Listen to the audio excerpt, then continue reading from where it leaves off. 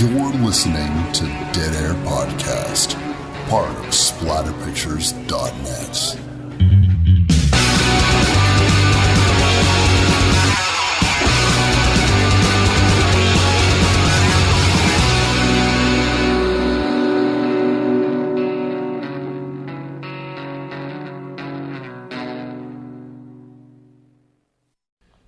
What's up, everybody? Wes, Dead Air Knipe here, with always Typical Lydia. Today we're going to be talking about The Loved Ones, a 2009 film from Australia. Did you like it? I did. The original decision to do this is because February is Women in Horror Month. Women in Horror Month, and it seemed like an appropriate film to do. I had never seen it, so I was going off of what Lydia had to say. She texted me and said, no, we're doing this. We're going to do Women in Horror Month. It's going to be a film switching things up, but in a very intelligent and subtle way. And somewhat unexpected as well. By the end of it, you sort of realize that, oh my God, this is a final boy film. And I love a final boy film. And there's not a lot to choose from, really. Not really. They aren't doing it for the sake of it being a final boy film. They're not trying to shove this gender swap down your throat at all. It's almost like an accidental feminist film in a way, because I had watched it and enjoyed the living shit out of it. I loved this film the first time I watched it. And it wasn't till weeks later that it was like the eureka moment, because I was sort of thinking like idly, you know, Women in Horror Month is coming up. I always do like to do something. I like to do something in my own style. For Women in Horror Month, my favorite thing I did for Women in Horror Month was talk about women photographers that take horror photography. That was one of my favorite things, talking about Dana Brachette and Shimona Henry. So that was something that a lot of people weren't focusing on. So I like to focus on things that people aren't necessarily focusing on. Mm-hmm. And I don't know what films people are going to be talking about in the next month. A lot of awesome films, and they're going to be talking to a lot of awesome filmmakers, and a lot of awesome actresses, and hopefully someone will talk to female camera operators, because there's not a lot of those in the industry at all, and it would be just a gem to dig up some. It'd be interesting, yeah. Oh yeah, camera operation, and especially people who can fly a Steadicam. That's pretty rare. I've never met a female camera person at all. So that'd be brilliant. But this film has been around a little longer than I even thought. I thought it came out like last year, but you're saying 2009. 2009 in Toronto, at the Toronto Film Festival, and then I think the following year it actually hit in Australia. Oh, wow, okay. Yeah. That's a fun release schedule. Yeah. But that happens a lot of times. Countries of origin will not get things first, so they'll want to do like a tour with in film festivals. American Mary comes to mind. It was like one of the last places that I could get a fucking DVD of it. Oh yeah, and it was a pain, and they heard a lot of, not complaints, I suppose maybe complaints, but a lot of feedback about, hey, when can we see it here in Canada? When can I know. Get it? Yeah. I didn't hear a peep about this movie, really. And it's not like I'm constantly on the circuit reading every review everyone ever puts out. So much comes out. I tell people that all the time, and they go, oh yeah, Wes, he's a real big horror fan, and they'll say, have you seen this? Have you seen this? Have you seen this? Fuck, man. I start feeling embarrassed because someone, but like they'll name 5 films and I've maybe seen one of them. And it's like, oh, I thought you were a horror film. I'm like, yeah, a horror buff. But I was like, I am, but I'm not. I'm not just constantly. I'm not watching like 2 movies a day, guys. Yeah. I don't see everything that comes out. And again, that's kind of the point of this podcast, and the point of Splatterpictures.net was for me to discover things that I had missed, and it's like, look, if I've missed this, I bet you other people have too, and this is a great movie, so let's talk about it. Oh, completely. And I really hope a lot of people haven't missed loved ones, and maybe I'm the one that's in the dark. Maybe we both are. Maybe this is just one of those big things, like it was trending on Twitter or something like that, and we have no idea. We're just like, what? The Loved Ones? Mm-hmm, mm-hmm.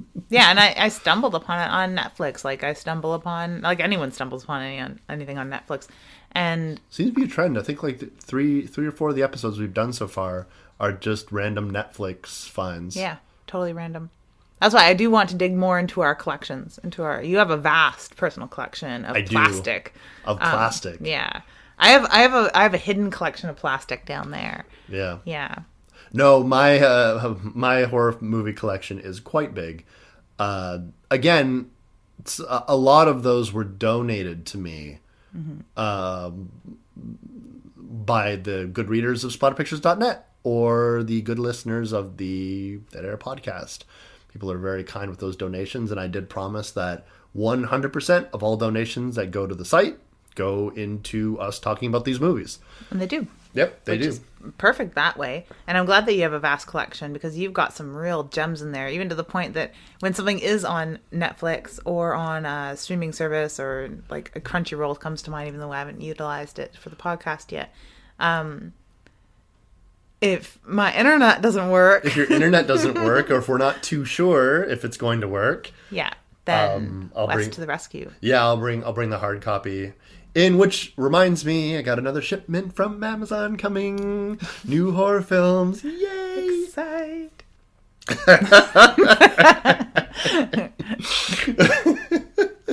You need more plastic. I hate plastic. I detest plastic. I always feel like you are kind of talking down to me when you refer to my movie collection as, Wes collects plastic. Stacks like, of plastic. I was just like, oh my god. Do I ever? But I'm sorry. You know what? I even took my audio CD collection and took all the jewel cases. Fuck your artwork. Screw your fucking inserts. Gone. Done. Donated to Rebuilt Resources in North Bay. All this plastic just gone. I have the discs in a shoebox. I can fit so many of them in such a small space. And I burnt most of them to my removable hard drive. Because the discs they don't last forever. They do get scratched, and I am rough on my belongings.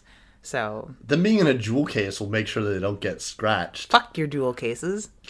They're not... I didn't invent them. Big, giant, gross dust and grime collecting bastards. God, I hate them.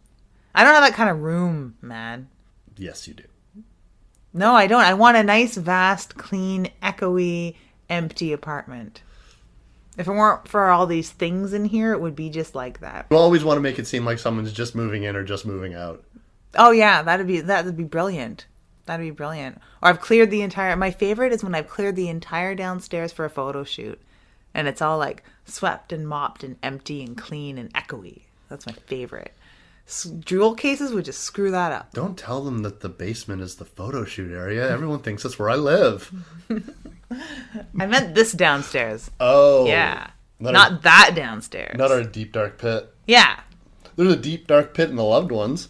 I know, and I love that. Yes, let's talk about the film. Let's talk about the movie, yeah.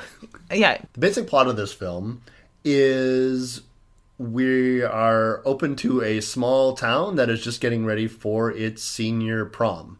Or end of the year dance, or prom. Yeah, they keep saying end of the year dance, but yes, it is a prom. Right.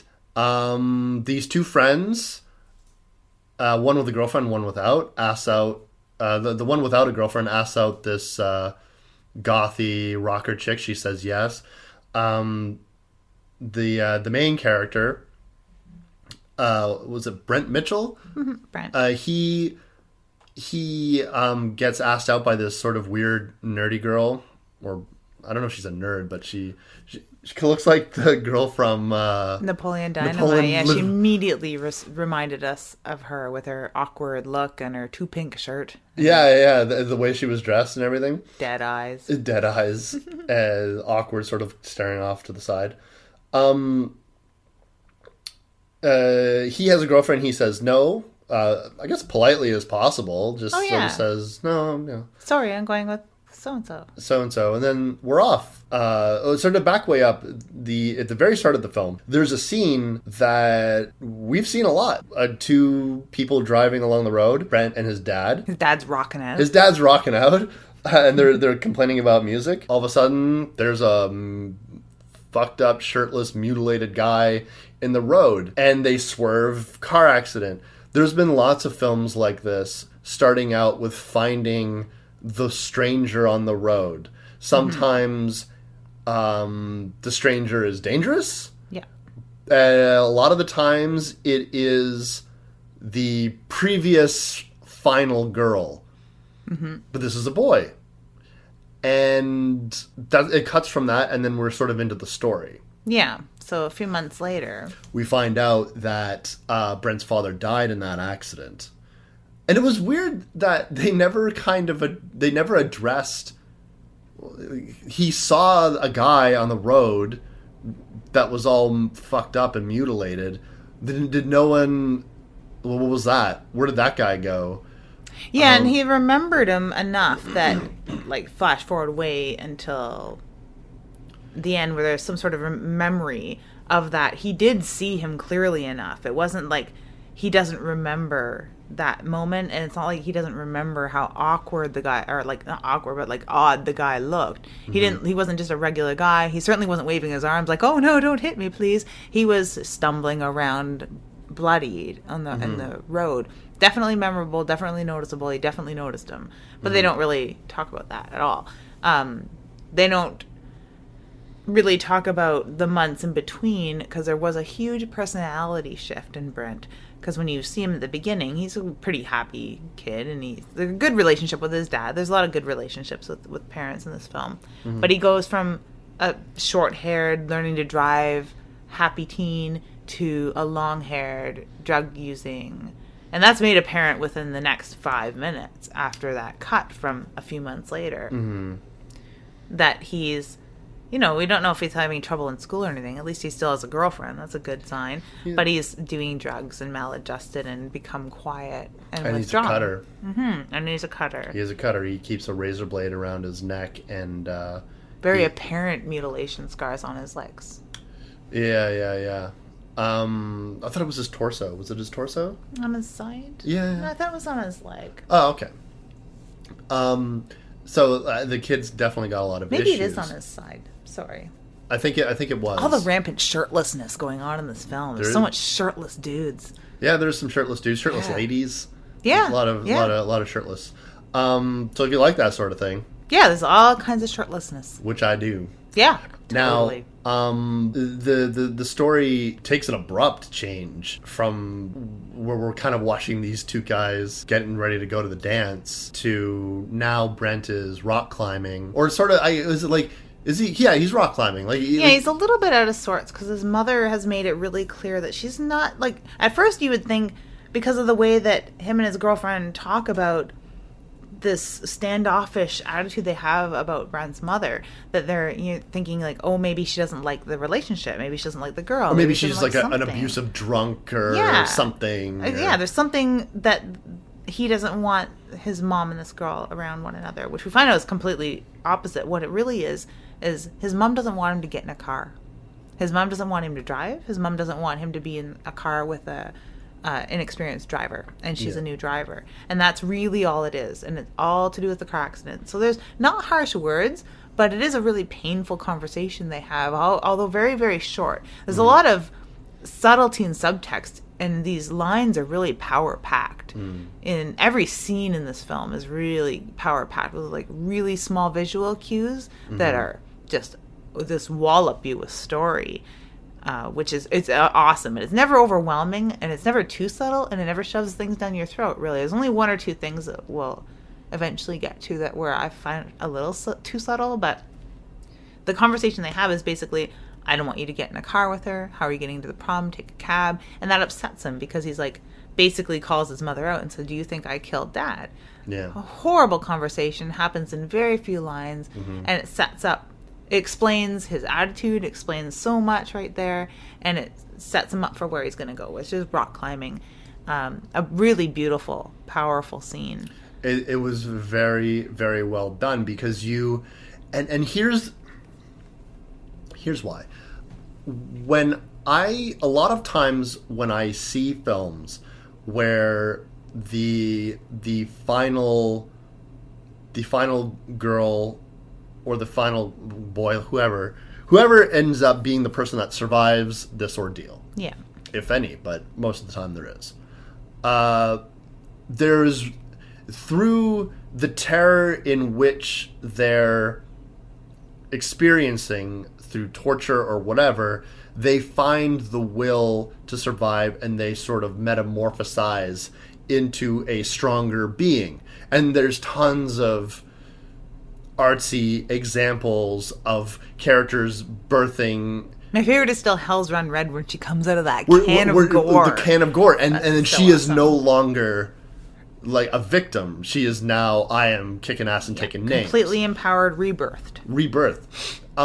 This time was maybe not the only time, but the first time in a long time where they indicated to me that this guy has a very good survival instinct. Because there's a moment when he's climbing that cliff where he almost falls.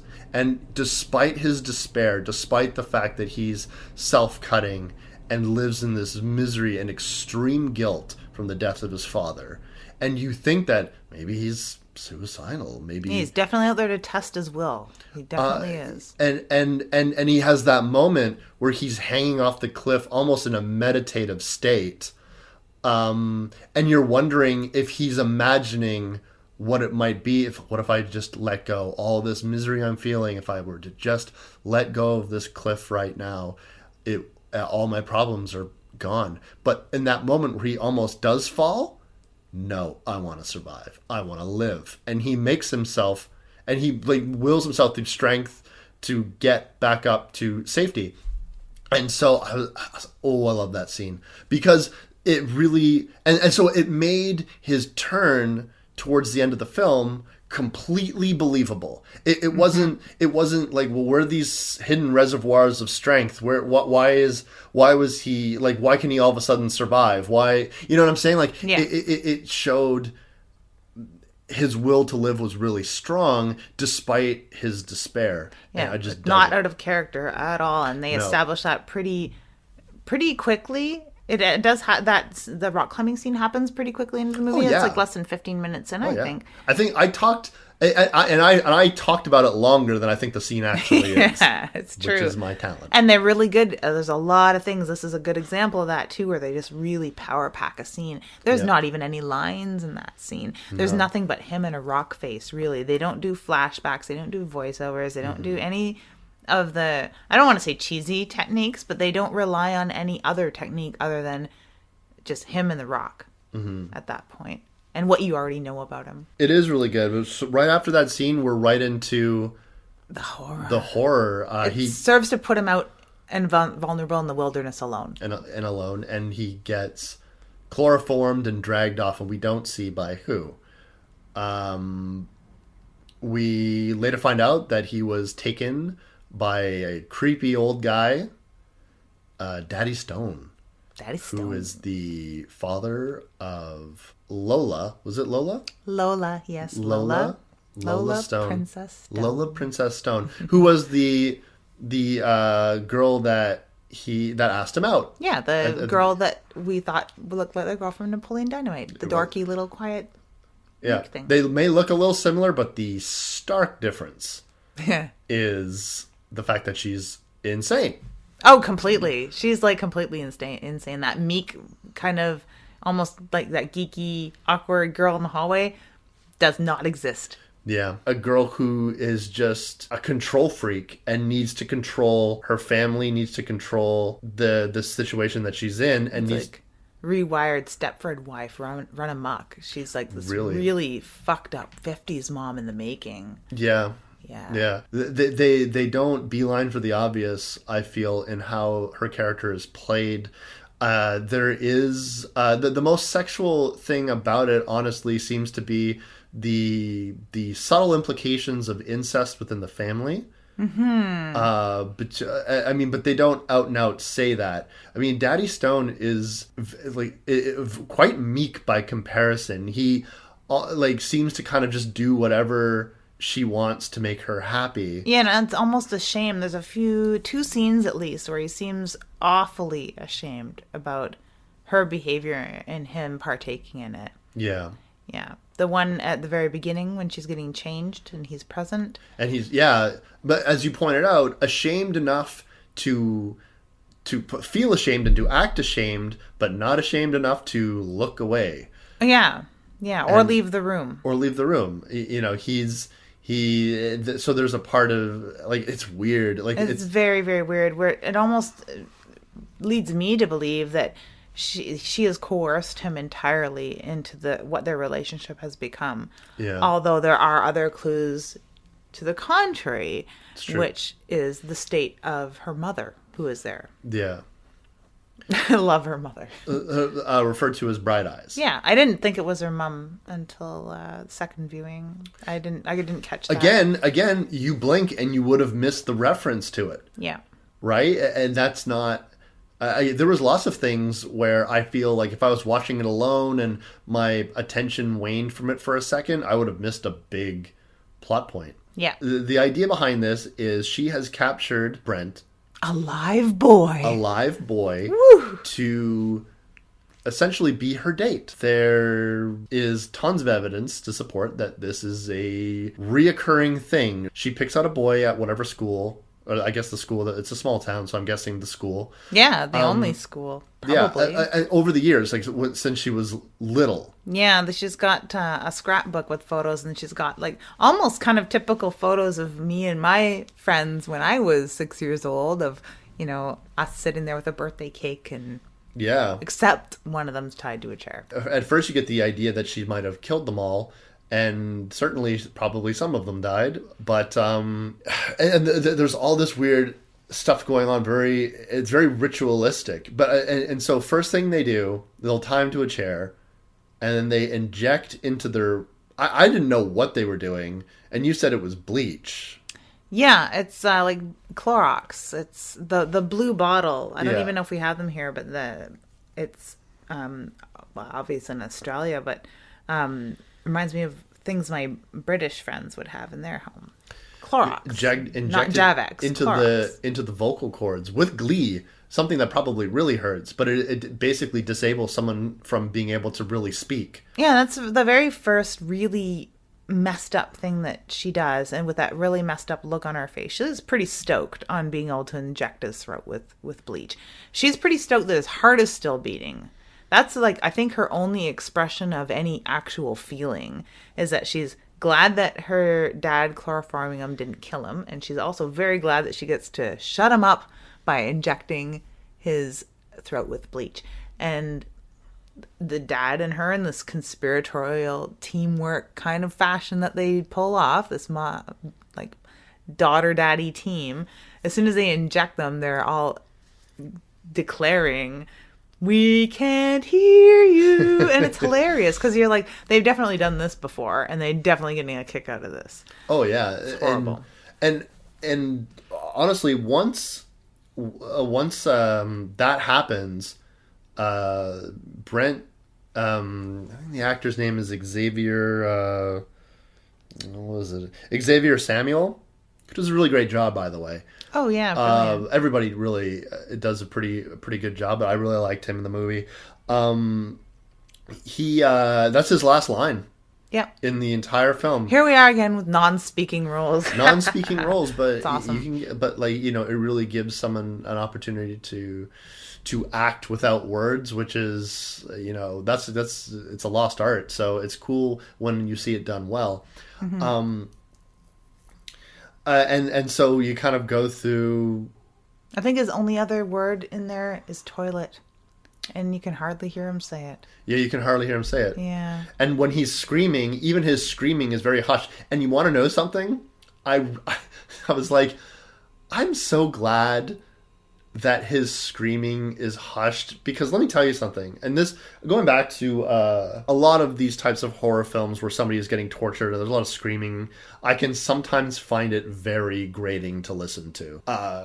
Most notably, the dinner scene in Texas Chainsaw Massacre. Yeah. I mean, all it is. I have never...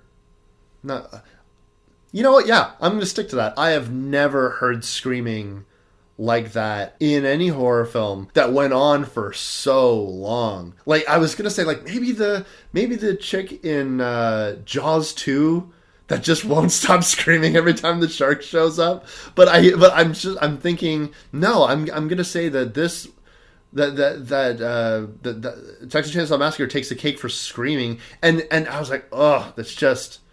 it's annoying me more than anything. Yeah, it does. It definitely, grating is a good word. It definitely grates on the nerves. Like, if you're not in the mood for it, I just be like, oh, God, mute it just till the scene's over, which is a shame because it's a great scene. And men don't typically scream as much. There are some great torture scenes and films that rely on that as a technique, where men are getting tortured and they are very vocal, but it doesn't have the same effect as a woman screaming, which hits you on all kinds of emotional There's that notes. Piercing level. Oh, yeah, and the emotional level, too. And men just don't have the vocal cords. In The Burning, there was some good male screaming in there that hit the same sort of notes that women normally do. But it gave it a whole new twist because he's stripped of his voice entirely. Yeah. And he's giving this horrible noise. It is a really horrible noise. It is gross. It's almost like... painful sounding. It's painful sounding. It's almost like if you had like a really, really bad sore throat and like if someone tried to make you laugh or something like that and this sound comes out and you're like, oh my God, what is that noise I'm making? Yeah. It's like that, except, this dude's getting like steak knives hammered into his feet. Yeah. And stuff like that. Gross. Yeah, I'm glad that I wish the gore hound in me is like, ooh, the scene with the fork when she carves him up with a fork. I wish we could have saw that because we really only see the aftermath of that. Yeah. But the sounds he would have made during that, holy shitballs, would have been off the hook because that looked painful. Forks are sharp enough for cooked tender meat, but like, I don't know, like how hard you would have to scrape someone to carve them up with a fork, and oh my God, it was brutal. But in a way, the idea that she did it was more effective than actually seeing it, or just as effective to me. I feel as though I agree with you. Like the gorehound in you kind of wants to see that kind of stuff, but at the same time, I was like, that leaves something up to the imagination. Like, she did it, she did it, how she did it, and you're just like, oh. Yeah, and it would have taken a while, and he's in a horrible state to begin with, and he's in a way worse state after, so it taxed him terribly. Yeah. And he's bleeding profusely now. Oh, she's stoked on life. Yeah. But just really happy. But throughout the whole thing, he does show defiance when she's screaming at him to cry. And he's trying to force feed him chicken. And like that crying scene where he's just looking at her like just really intense eyes saying like, no, fuck you. Yeah. Like, you're not getting that out of me. You're dealing with a kid that has like experienced like a lot of despair and is showing a lot of strength in this moment where he's completely vulnerable, really. Like, he's completely at their mercy, and his will to escape never goes anywhere. He fights back. And he goes through a lot of shit to get there. You see a lot of men getting hurt and tortured in films, horror films, and right away they're on the defensive. Right away they're fighting back. Right away they usually succeed and get away, unless they just get dead or their teeth pulled out or whatever. Well, really. Yeah. Normally they are in a position where they get to use their strength to their advantage, where he is stripped of that immediately. He's unable to use his strength to his advantage. They've bolted the chair to the floor, which is great, and I love this. And every wannabe killer out there needs to know that not only do you tie them up and tie them to the chair, you bolt the chair to the floor so they can't tip it over. Don't give killers pointers. Well, the films already do. I'm not giving them pointers. Okay. Filmmakers out there. Filmmakers. Yeah. You bolt the chair to the floor. That was brilliant. That was one of my favorite tiny little tidbits. Other than her doll collection, the chair is bolted to the floor is great. So he has nowhere to go, really, truly. No. But yeah, he goes through a lot of hell before he reaches that I need to fight back. I've got to get out of here point. Where you see a lot of women being tortured in film are forcing that. They have their strength stripped from them. They can't fight back. They're not going to fight back. Then they have to get pushed. So this is a kid that's already being pushed and you know it. So you know what he's got in him. It's like a coiled spring tied to that chair. Yeah. And then he's put through the ringer by this psychotic freak of a female before he gets a chance to bust out and kick her ass back. Yeah. Yeah. And even like Daddy Stone, while he's a participant, it's very like you can see he's excited but he's still very nervous.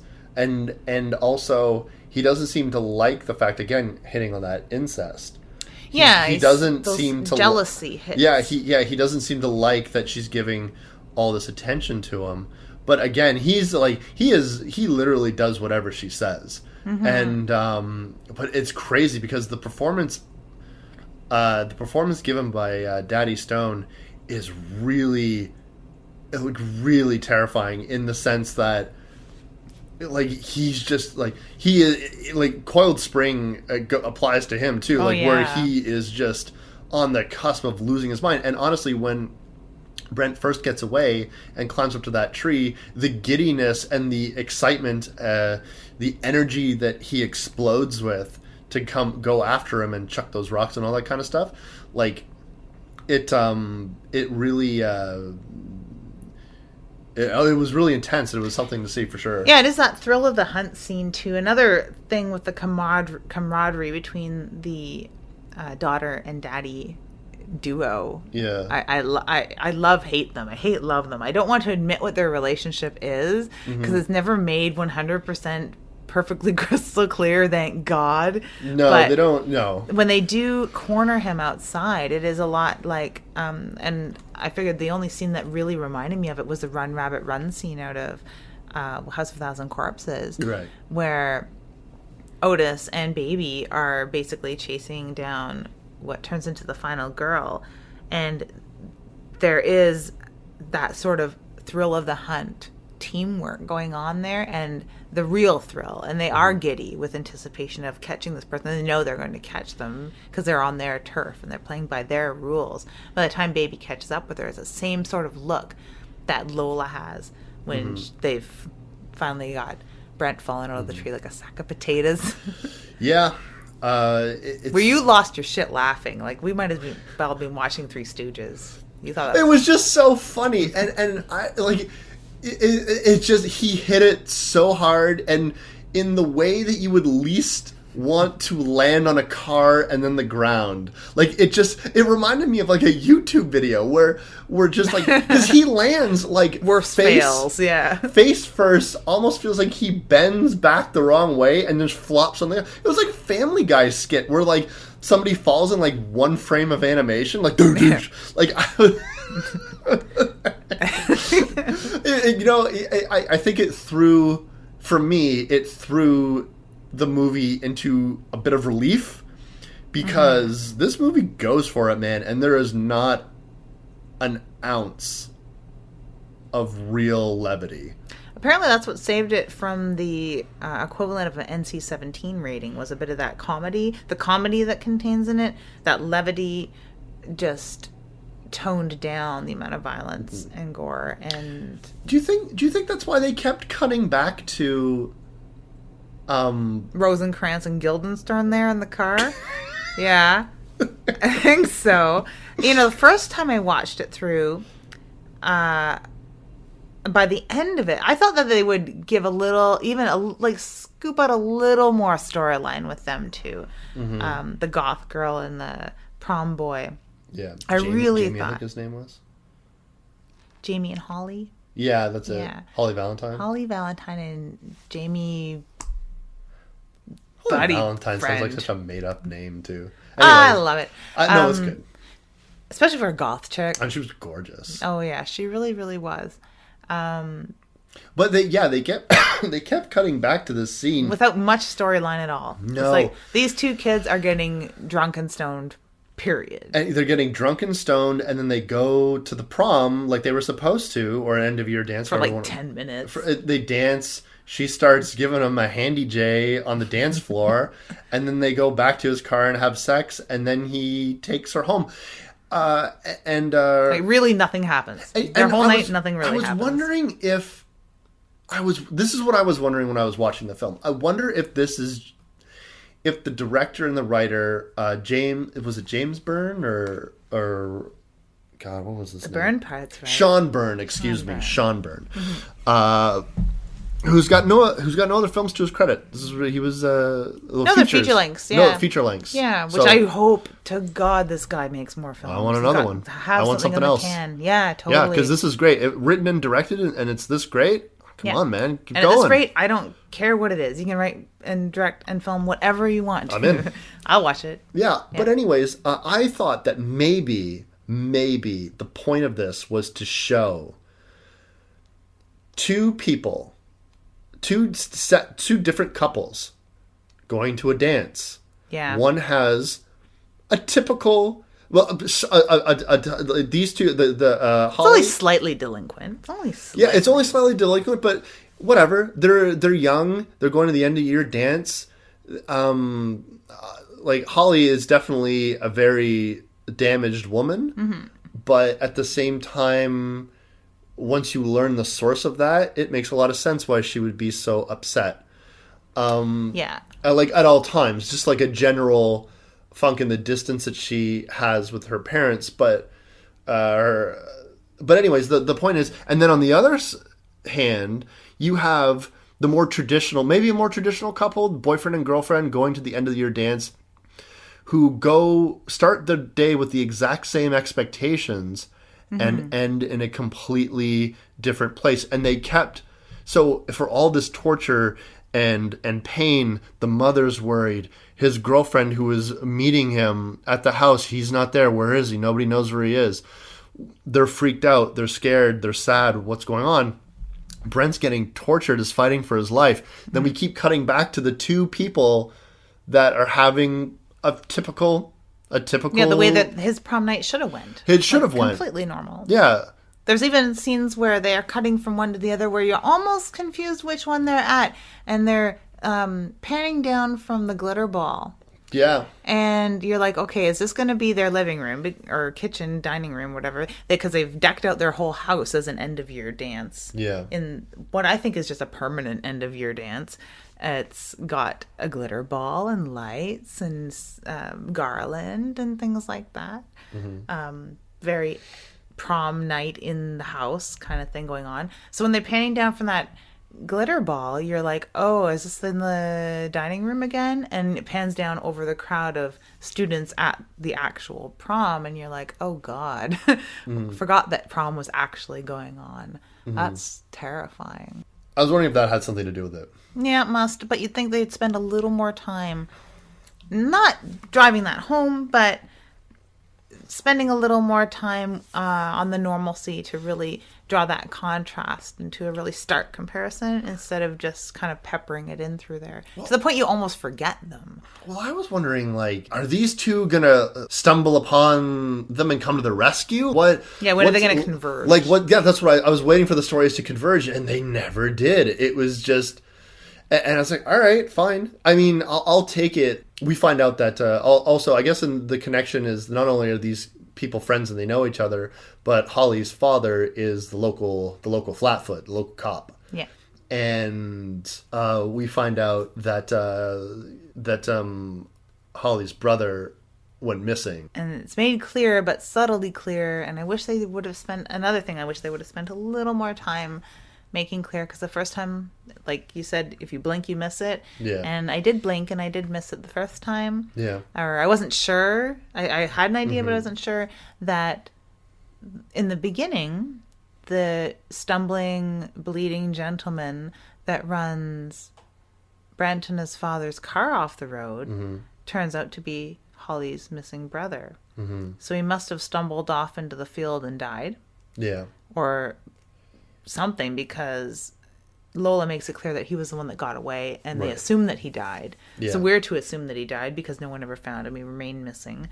And broken family number one, the car accident that resulted not in his stumbling. You can't blame him entirely for stumbling around. He was semi-lobotomized. Yeah, we'll get to that in a minute. But sorry, the poor guy. It's not his fault that he walked into traffic. And then creating broken family number two.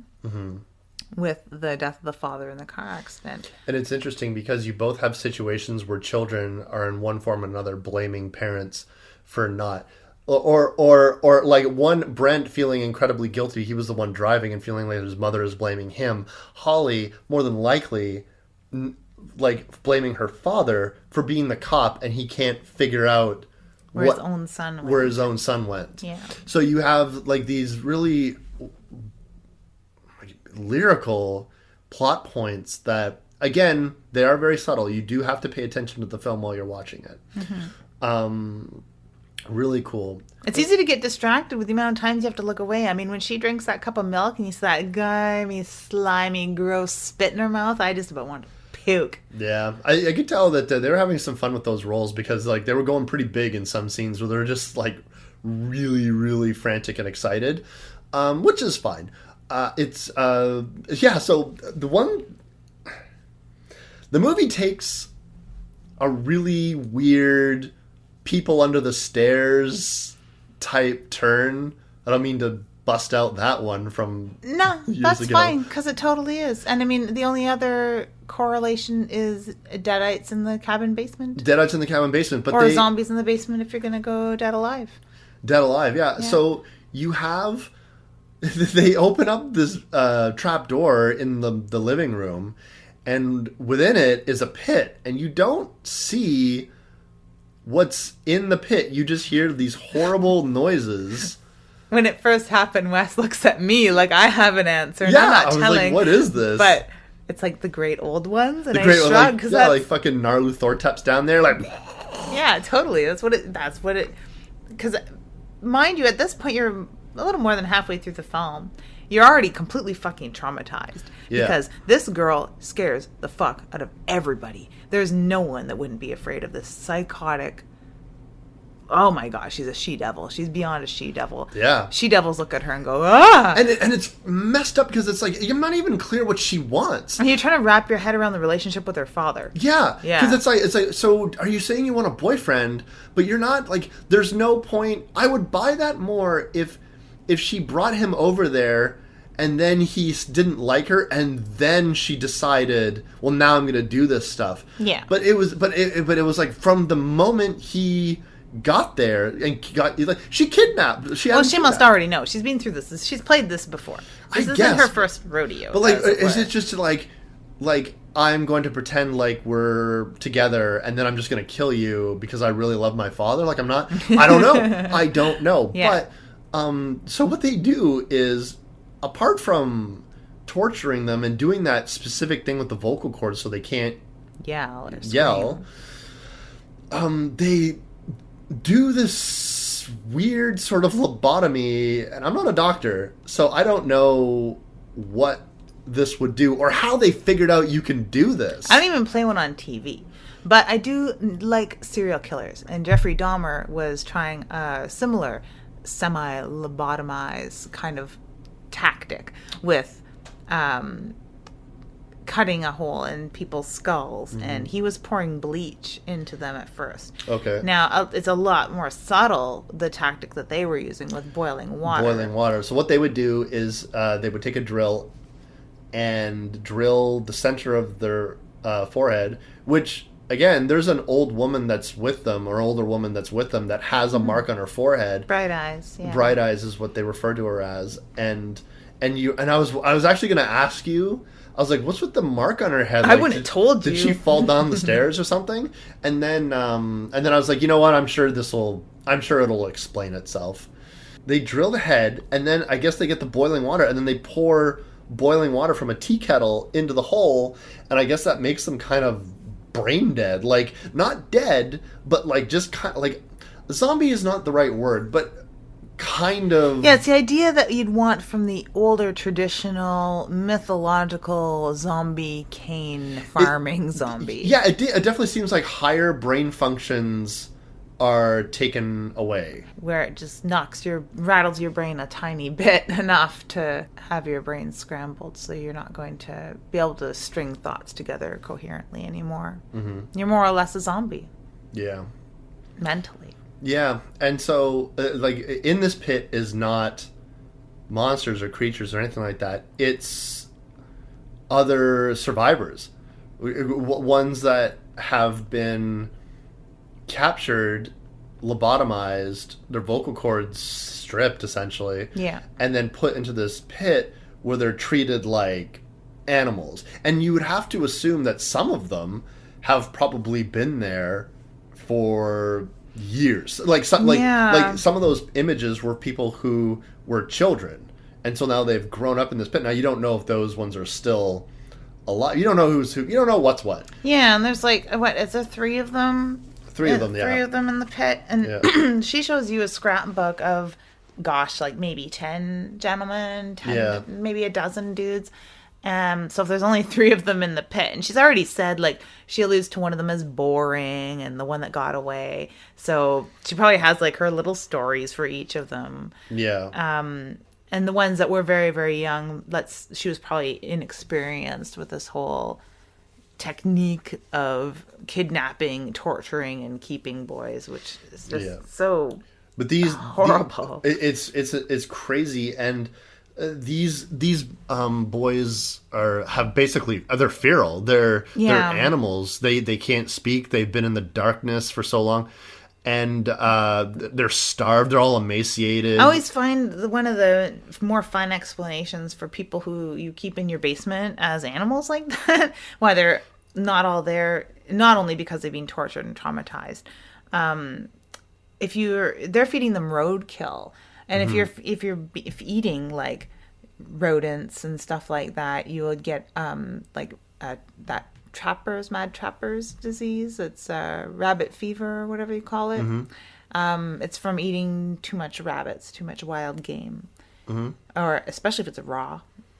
There's some neurotoxins contained in that meat. So if they're being fed raw roadkill, they definitely have been subjected to these neurotoxins. So they're rabid probably too. Who knows? It could be rabid. Yeah, but so he gets Daddy Stone eventually gets tossed down there. Yeah, there's an epic fight, and that's where he ends up. Yeah, eventually Brent finds the will to escape, and just like, oh man, like in that one moment, I was like, he looked like such a badass to me. He had a knife in one hand and a drill in the other. Yeah, and he just hoofs the drill in the guy's fucking face, and then like stabs him so many times. Like stabbing somebody, like it was great because like. It was like, you know, in horror movies where like they'll stab somebody once and then like back away with the knife and the knife's still in the other body. And then if it's the killer, these guys are fucking hardcore. Yeah, they just gotta pull that knife out. They pull it out and they're like, blah, blah. This guy, man, does he stab that dude. Oh yeah, all of his frustration from being tortured for all this time. Yeah. And a lot of his leftover pent-up frustration that he was probably getting out rock climbing before, but just of his own life issues. All come out in that guy's neck via knife. Like, no. Yeah, and he fights with Lola, like punches her a few times. This is the part that I thought was interesting because once he overpowers Daddy Stone and stabs him several times in the neck, like in the body and in the neck, like he's stabbing his neck so much. Yeah, he wants to kill him, period. He doesn't want this guy coming back. But when he punches Lola a bunch of times and, like, at least temporarily knocks her out, he literally turns his attention away from her and he's like, now I'm going to get you, Daddy Stone. But I was like, do you think that's some sort of subtle... Well, he's the guy, therefore he's the most dangerous. Even though, like... Daddy Stone is already, like I'm like, that dude is going to die. Yeah, like, he is definitely going to bleed to death anyway. Like his jugular was torn the F open. He was going to... And he wasn't coming at him either. He wasn't really a threat at that point. No, he was like stunned and dazed and bleeding to death. Lola, on the other hand, like, yeah, she's a smaller woman and stuff like that, but like, you're also dealing with somebody who is absolutely prepared to kill you. Yeah, and I think that's the one thing that when and he knows he didn't punch her to death. He punched her twice. He punched her twice, and that was it. And so I was like, the one thing that when I'm watching horror films, that when they're not dealing with like a supernatural killer, like a Jason Voorhees, when they're dealing with other people, just regular people, I was like, and I'm watching the fight, and I'm like, man, like you're fighting someone who. There's always a part of us, a civilized person, who when push comes to shove, maybe we could kill somebody.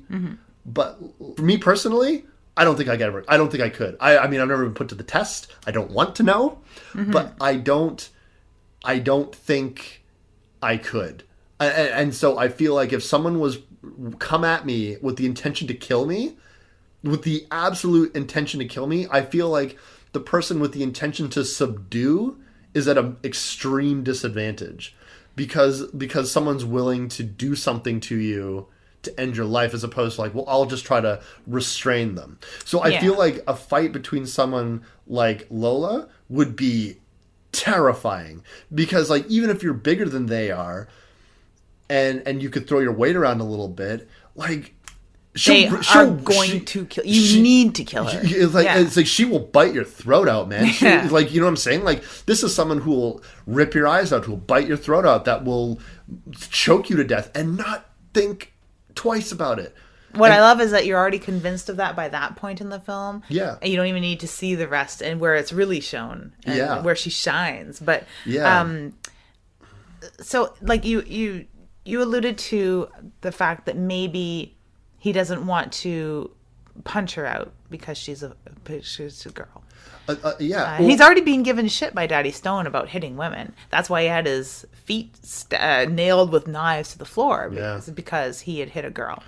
And so that's already like Daddy Stone's already drilled into him.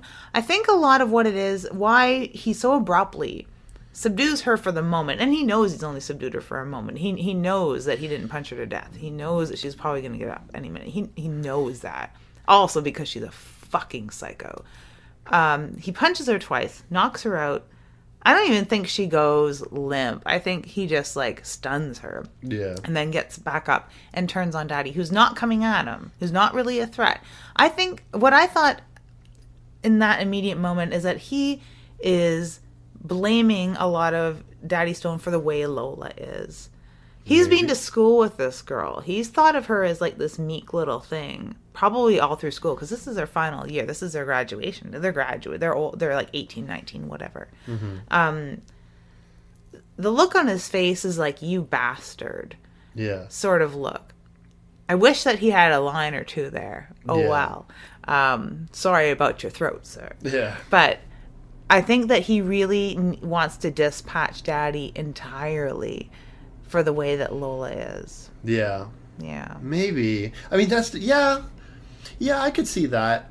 I just thought it was interesting because in my mind, like as the third party watching it, I would almost kind of look at it as like, no, Daddy's done, man. You... like health bar is gone. You don't need that last moment of like, honestly, by the time he pushes him down into that pit, I was like, I feel like Daddy was dead before he hit the floor. Oh, totally. Like he just limply drops down, and then out of the shadows comes the other boys that have been locked down there, and they eat him. Yeah. They eat him. Straight up. The moment that Lola pounces on him, though, I sort of saw that coming because he hadn't been dispatched, and they need to. Unfortunately, I figured he would end up in the pit because I didn't see that coming because here's he can't escape yet. The movie's not over. Well, that was the thing, and that was interesting about this movie because when I was getting to it, I was like, man, he's getting tortured, and oh man, they're going for this, and oh man, and I was like, where's Rescue over the hill? Nobody knows where he is. No one could fathom where he is. And I was like, and now he's in the pit. How's he get out of that? And he's got nothing there. And I mean, the other boys are down there, and they do turn on him quickly. But I wasn't surprised that he dispatched them easily. There was weapons down there. He's primed now. Yeah, but like you're talking about a boy who's been tortured, but who also is healthier. Just straight up like people. Oh yeah, the guys in the pit are no like threat. They're emaciated. I mean, if you were to lie there quietly, I'm sure they would eat you. But like, you could like he clearly like just bashes their head in. Oh yeah, totally immediately, and they don't really expect it to. They've had a fairly quiet life down in the pit, I'm sure. Yeah, I'm sure. Like, and they're afraid of. They're very conditioned. Like they're afraid of light. They're afraid of. They're cave dwellers at this point. So loud noises would probably freak them out pretty bad. Let alone light. the weapons. Seeing a healthy, fully mobile human down there would probably... They also just gorged on Daddy, so they've got full tummies. They're moving a little slower, like a turkey dinner. Yeah.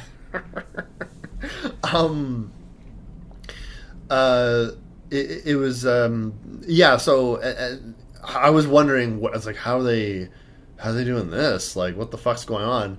And then when the police officer, there's never I love hate that. It's like I try to not talk to my television when I'm watching horror movies. I try to not be like, you know, don't look out the window, don't go out that door, lock that door, don't go in there. I try to not do that, but I had to be like, call for backup, Mr. Policeman, call for backup. Any cop on the planet, call for backup. That's what they do. Blood everywhere, call for backup. Yeah, call for backup. I mean, I suppose like you could excuse a lot of times because maybe you could think that, well, the cops, there's no time. There's like maybe there's, but I was like, I don't know, like the police officers are trained. They're trained to do the call for backup. That's the first thing you do in a situation. You don't go in by yourself. No, never. And even if you're going to be that dumb ass cop that does go in by yourself, you've usually called for backup, and they're on their way. But you're going to go in because this is like they're there, and they might get away, and you got to do your job, and you have called for backup, so someone's on the way, and you hopefully won't get yourself too far into the shit before your backup arrives. But no, he just goes on in, blood everywhere. And possible, he knows kind of what's going on. This boy's been missing now for like probably 12 hours. Yeah. Because it's getting awfully late in the evening. Oh, for sure. It's like the sun's coming up soon. Yeah. And he's been gone since before dinner. So they know that something terrible has happened. He rushes there with they only have a little hint. It's quite elegant how they figure out where he is. And it's quite elegant how the different families become involved in his rescue in their small way. Yeah. But he knows that something horrible has happened before he even goes out there, and he gets confirmation of that. There's blood everywhere, literally everywhere. Yeah. That poor cop. Yeah. I knew he'd bite it immediately too. Oh yeah, he gets it like... Yeah, he gets it good. So, but we like you expect that. It's like, you know, here comes the one guy, and because again, in these final girl situations, and in this case, a final boy situation, you can't be rescued. You have to. You honestly have to do it yourself. Not that you have to, but that's the literary techniques that they use. If he was down there and the cop came, killed the bad guy, and then pulled you out of the tunnel, well, then he didn't really go through... The journey that he needed to go through didn't happen. Yeah, so, especially when he has his final rebirth. Yeah, his final rebirth, which it very much is that. And it's wonderfully done. The way he gets out, and you know that by the time he emerges from that pit, after Lola has said, I am going to your house... I'm going to kill your mother, and then I'm going to your girlfriend's house, and I'm going to kill her. And then, you know, it's on like Donkey Kong, man. Oh, shit. Like, he's reached his zenith. Because absolute shit he can take in one day. Yeah, and it was wonderful because you thought it was that breaking point, and there was these moments where he's just sitting in that pit amongst all that death. And again, I say this every podcast, I can't imagine what that pit smells like. But because like every time I see something, I'm like, oh, what does that smell like? I have to go to the bathroom down there. There's no toiletries. Anyways, I'm sorry, I'm such a priss. There was a bucket eventually because someone got one thrown down there at them. They're like, sweet, I guess something to play. But he's giving. There's a point in which he looks like he has completely given up. He's got his flashlight. He's flashing it on and off, and he's just sitting there. But it was that threat of like, my mother. Yeah, it's not just you. It's not you anymore. You lose your life. It's now your mother and now your girlfriend, people that you genuinely care for and love. So, you know, he stacks bodies up on top of each other on the bone pile, and he just emerges from that pit himself, and then he's just like revenge oriented person who needs to set things right, and the only way to do that is to kill the fuck out of Lola. Mm-hmm. Who at this point is doesn't care anymore. There is no hiding. She is walking down the middle of the road in a bloody dress, singing songs, and she is ready to go on knife in hand. What you would assume is her final rampage. Yeah. But it's like one of those things where she's going for broke. It's just, oh yeah, she's going in berserk. She's just, yeah, she will slaughter the whole town if she needs to get it all out. I would assume that if she encounters anyone, she will, and she does encounter Brent's girlfriend, who hasn't gotten a lot of screen time in the film, but again, much like the woman that played Brent's mother, it's very subdued, but it's very good. Yeah, it's very believable. Little tiny power pack lines, little tiny power pack scenes. Yeah. Oh my god, when she was like trying to, I guess, take that dog to the vet or something like that to save it, and the dog dies. Oh my god, I was gonna cry. I thought the one, like, I like, not that animal cruelty in film bothers me terribly personally. Yeah. I don't condone it and I don't like it. I certainly don't like it. Nobody does. But it doesn't make me dislike a film, or I don't like feel like I was tricked into watching it. I don't, it doesn't hurt me too badly. Yeah. But I do worry for those who can't handle that and can't watch a film with that and really get, would be personally offended if I ever recommended to them a film that had animal cruelty in it, and they can't. So for those who can't, don't. It's not graphic. No. But I mean, it's right at the beginning too. It's right at the beginning. Yeah. It's not graphic.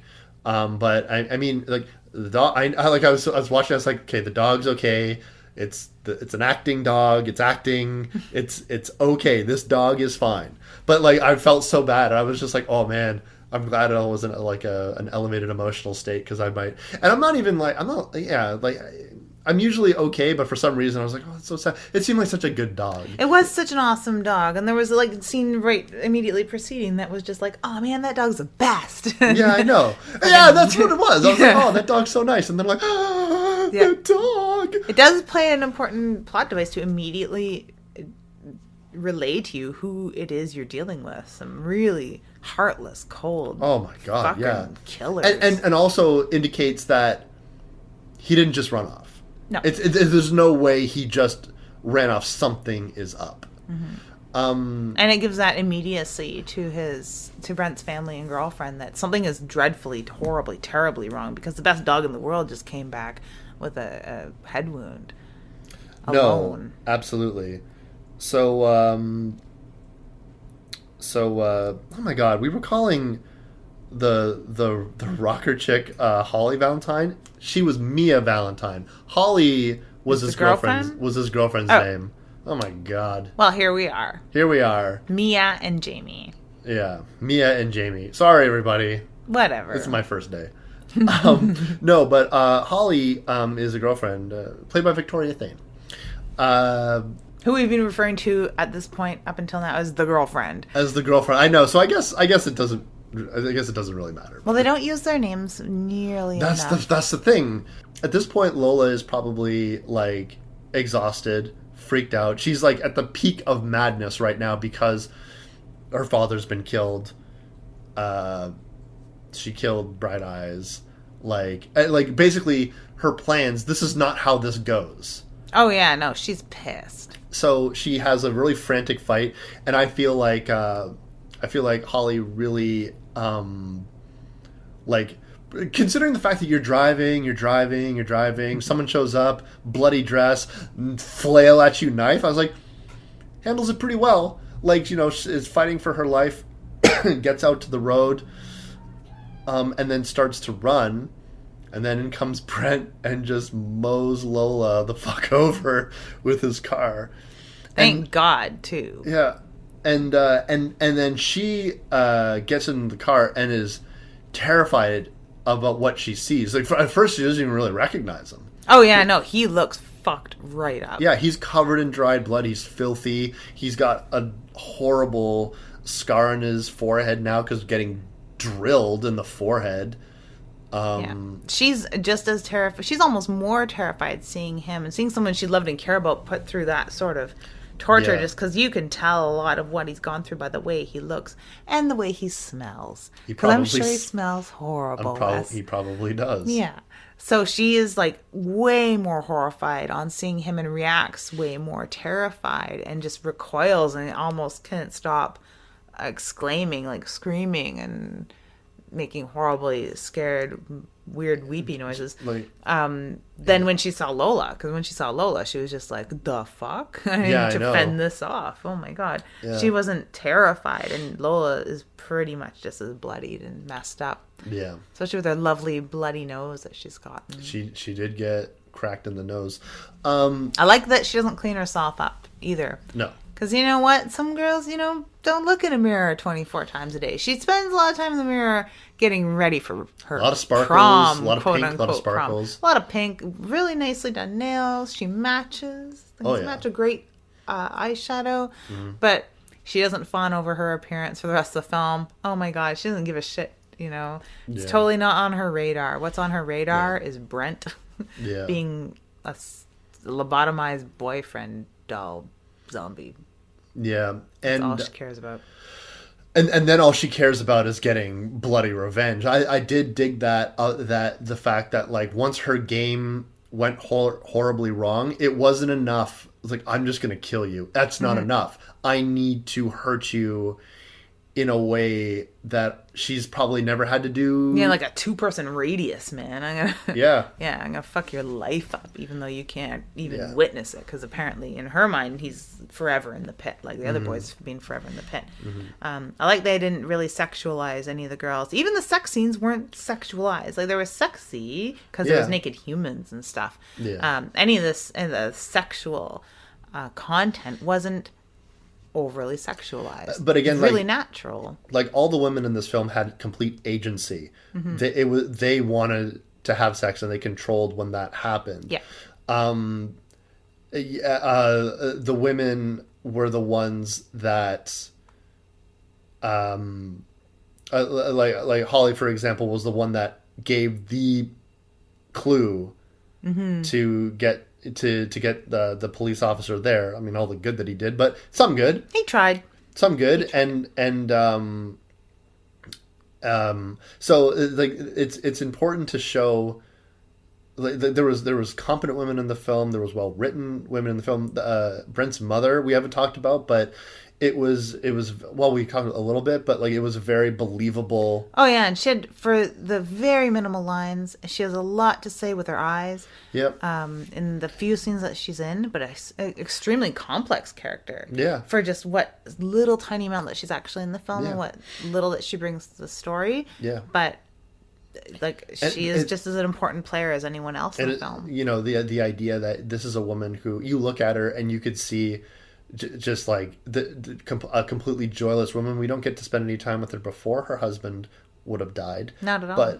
But we see is very, very frumpy, very tired looking, very just given up. Oh, just exhausted. Like constantly and dealing with the complicated issue of my son was driving the car that killed my husband, and again, and I'm here to support him through his loss of a father. But like I lost my partner, my best friend, and it was at his hands, and I can't say it was his fault, but it was his fault.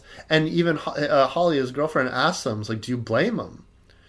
And it's like this incredibly complicated question that doesn't have like it doesn't have a satisfying answer, because if you probably, you know what I mean, but you can't. But she doesn't want to. It's like one of those things where you don't. It's sort of like how I feel about the incestuous relationship between Daddy and Lola. That I know what's going on there. I don't want to know what's going on there, and I don't want to think about it. But I can't help but think about it. She can't help but have that tiny shred of guilt over feeling that he may be responsible, but at the same time, being his mom feels torn that he would feel guilty, whether he does or not, and she's probably never wants to ask him. So there's probably like a lot of these unsaids going on between them. All she knows is she doesn't want him to get in a car, and that just raises all of those untalked about topics. Yeah, just trust him to drive. That's for certain. Yeah. Or scared she'll lose him too. All those things are said in that one question she's posed, and she gives no answer. It's all answered in just the few looks that she gives. And the way that she is just really done. I want to see this actress in something else. Sort of like how... I would like to see them all in something else. Oh, yeah. Like, they're all great. I want to see the director do another movie. I want to see all these actors in other movies. I want to see what they bring to it. Because, for this, they brought a lot to this script, which was really tight. Oh, super tight. And they did a lot with no dialogue. This movie is just fantastic, and it's gotten a really good response on was it Rotten Tomatoes? Yeah, one of the highest ratings. Like, I don't go there a lot, and I don't like really rely on ratings, but I've yeah, me either. Yeah, I had a few Rotten Tomatoes ratings tossed around for movies like Texas Chainsaw Massacre and The Shining and stuff like that. Yep. This is like something like 96 or 97% on Rotten Tomatoes, which is astoundingly high. I've never, I don't recall seeing a film on Rotten Tomatoes with such a high rating. The budget was about $4 million for this, but unfortunately it didn't really make that back. Now that was in Australia. It made about less than $1 million, which is a damn shame. Oh, completely, and shocking to me. And I really hope that maybe through home video that it's made a little bit more money, but more people should, like, if that is the box office, that is a good indication about how many people have not seen this film. Yeah, way too many. Billions, trillions. Yeah, and I think that conclusively it's a really strong piece of work, and I think as horror fans, you definitely owe it to yourself to check it out.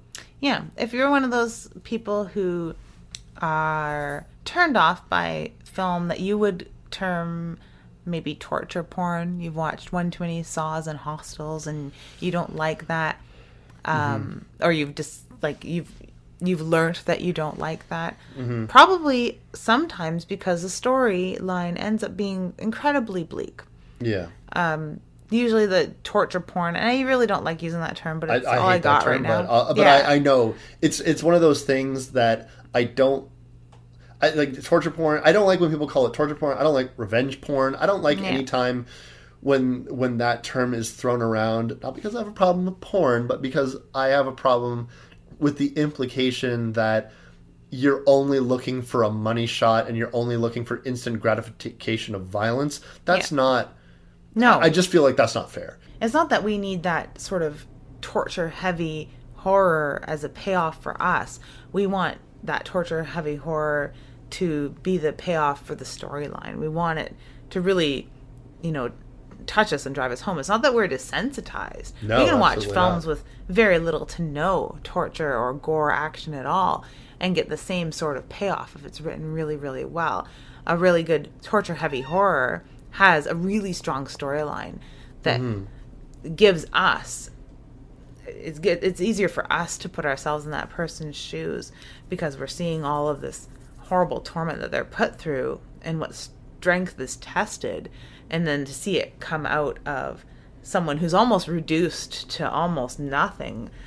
You know how exhausted and in pain that they are, and they still persist.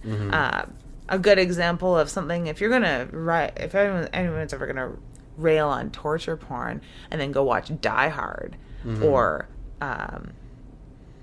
any of the Rambo movies, like what's that one, my favorite, The Raid Redemption. If you're gonna turn around and rail on torture porn and then go watch action films that are torture and gore heavy, and Die Hard, I watched it just recently, and was every time I watch it, it's like every time I watch it, I forget how horribly gory and what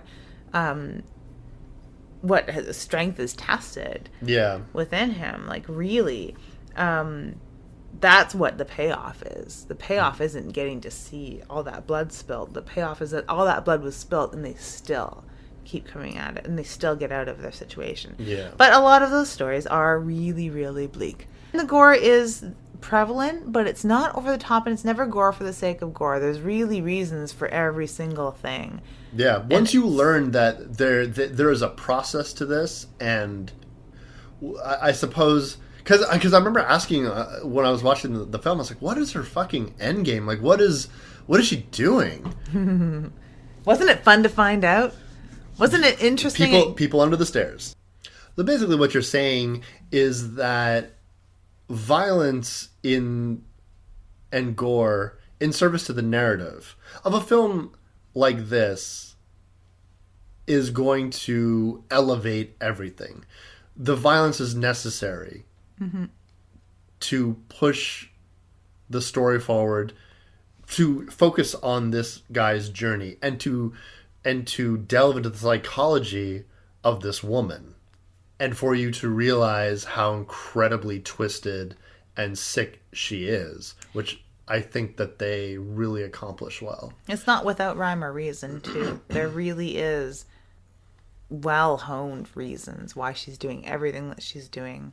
Very, very warped, very, very twisted. And it's reflected in every single line. Yeah.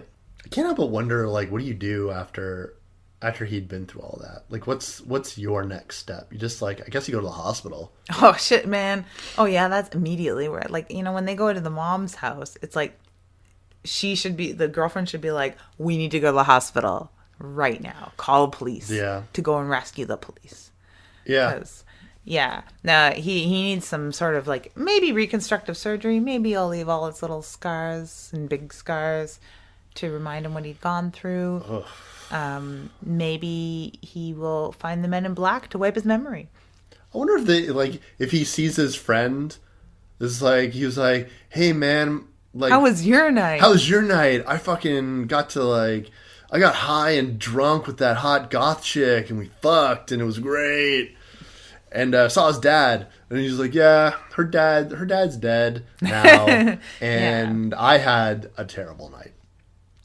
But you're forgetting one important thing here. What was that? He can't talk. Truth. He can't talk. I really was wondering about that. I was like, I hope he can. I don't know. Yeah, we looked it up after. There is a vocal cord reconstructive surgery. You can have vocal cord replacement surgery now. Could their family afford? Do they have free healthcare in Australia? Well, I don't know what her... do they have free healthcare in Australia? I believe they have a model similar to ours. I'd have to look that up. But I'm pretty sure that his dad had an okay pension because they had, like, a car and a nice home and things like that. Probably yeah, that's true. Pretty well taken care of. And what he's been through, they could, maybe sue the estate of... And it's crazy to think, because it is such a small town and they are so isolated, but no one realizes how much safer the town is now. Oh my God, like, in the surrounding countryside. All these missing children and teenagers, all this source of misery, like people's dispositions tearing families apart in this town. The epicenter of it all is the Stone family. And she's picking off boys her own age at all stages of her life. Yeah. So it's only like this really particular MO, this particular profile that she's plucking off. So sad. It's another switch from the family that's hunting women, which is nice to see women not victimized again. It is nice. And again, this is one of those things where there's a lot of tropes.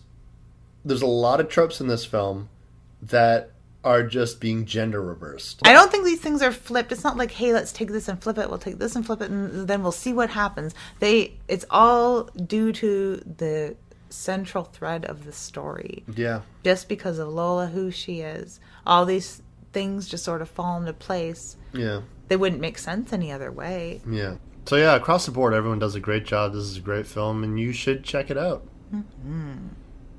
I like it. On that note, I'm Wes Knight. I'm Typical Lydia. And you've been listening to Dead Air.